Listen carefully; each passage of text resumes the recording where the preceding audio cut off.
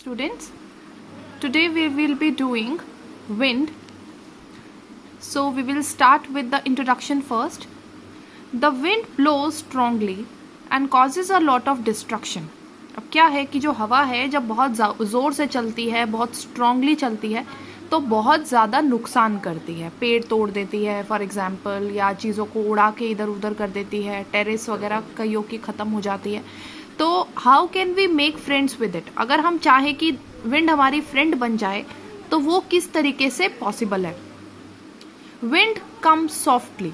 सबसे पहले पोइट बोलता है कि जो विंड है उसको रिक्वेस्ट करता है कि विंड आप बहुत धीरे धीरे और बहुत सॉफ्टली आओ. Don't break the shutters of the windows. जो विंडोज के शटर्स हैं उनको ब्रेक मत करो. शटर्स आप लोगों को पता होंगे. Don't scatter the papers. Papers को बिखराओ मत, स्कैटर मत करो, फैलाना नहीं चाहिए तुम्हें. Don't throw down the books on the shelf. जब आप बहुत स्पीडली आते हो तो शेल्फ के ऊपर जो बुक्स भी रखी होती हैं वो भी नीचे गिर जाती हैं, तो वो भी मत करो.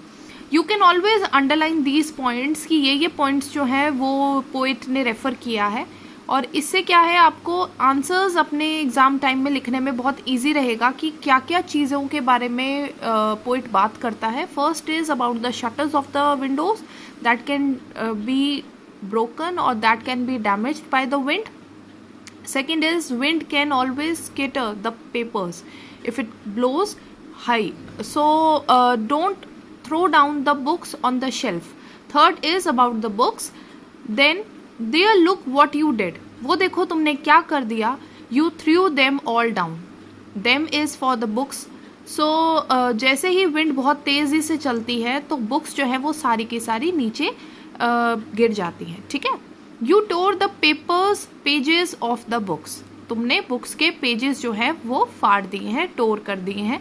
You brought rain again. दोबारा से बारिश ले आए हो. ये आप लोगों ने कल भी, अगर आपके यहाँ पे भी मौसम ख़राब हुआ होगा तो हमेशा रेनफॉल से पहले मौसम जो है वो बहुत ऐसा बन जाता है कि बहुत तेज़ी से विंड चलती है, हमें लगता है जैसे स्टॉर्मी वेदर हो गया है. तो ये चीज़ें जो हैं ये एक तरीके से उनके आने का एक मैसेज लेकर आती हैं कि अब रेनफॉल आने वाली है. So wind always bring rain.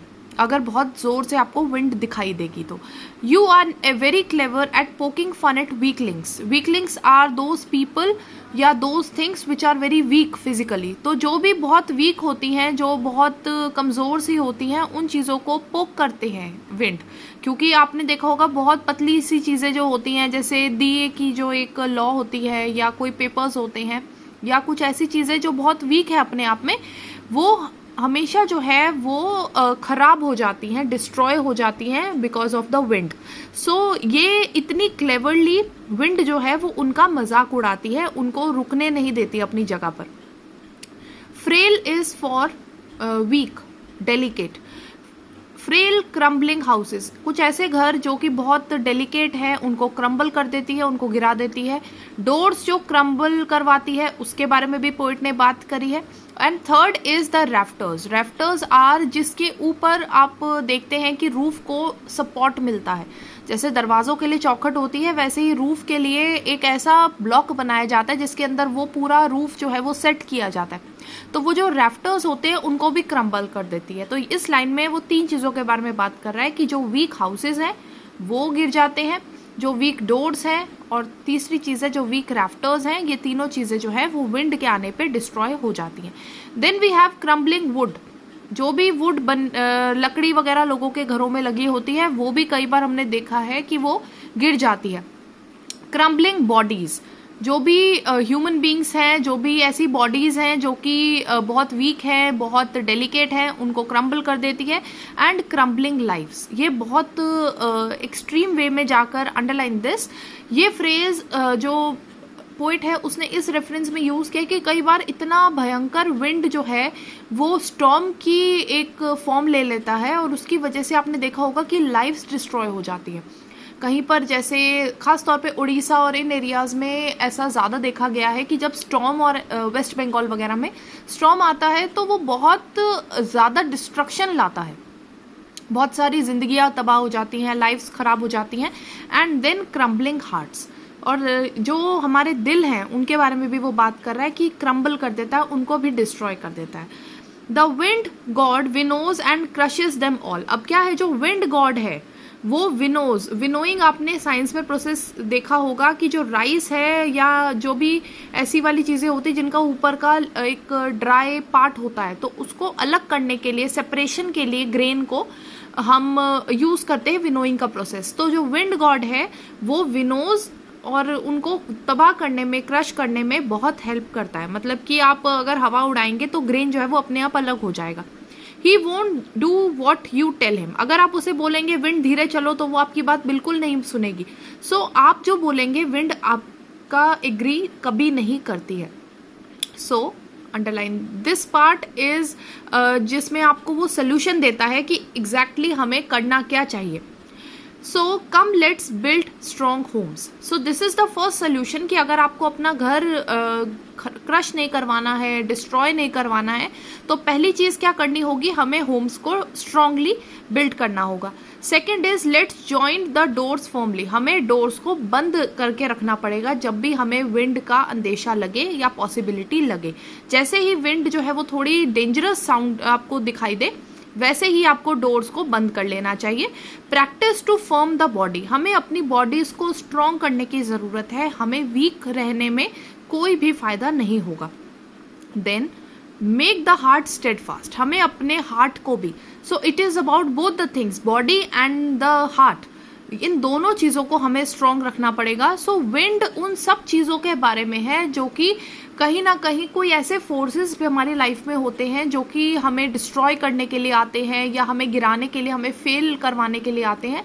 तो हमें उस वक्त अपने आप को इतना स्ट्रॉन्ग रखना पड़ता है कि हमें अपनी सक्सीड वाली जो एक डिज़ायर है उसको और मजबूत स्ट्रेंथन करके आगे बढ़ना पड़ता है। उस वक्त अगर हम वीक पड़ जाएंगे, अगर हमें कोई चीज़ रोक रही है कहीं पर भी सक्सेस पाने से, तो हमें उसको हावी नहीं होने देना है। तो विंड यहाँ पर उन सब चीज़ों के बारे में है जो भी ऐसे फोर्सेस हैं दैट वीकन यू, जो आते ही इसलिए हैं कि वो आपको वीक करें।